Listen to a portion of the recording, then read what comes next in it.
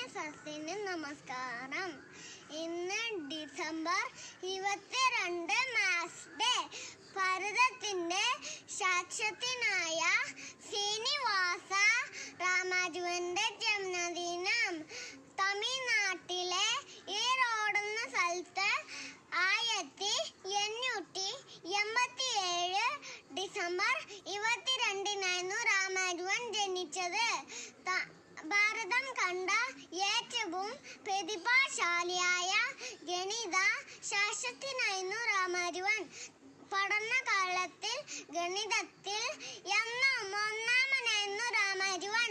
പക്ഷേ മറ്റ് വിഷയങ്ങളിൽ ഒട്ടും ഇഷ്ടമായിരുന്നില്ല.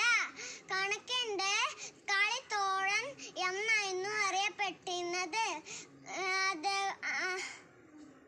അദ്ദേഹം താമസിക്കുന്ന വീട് എന്നും ഒരു മ്യൂസിയമായി നിലകൊള്ളുന്നു.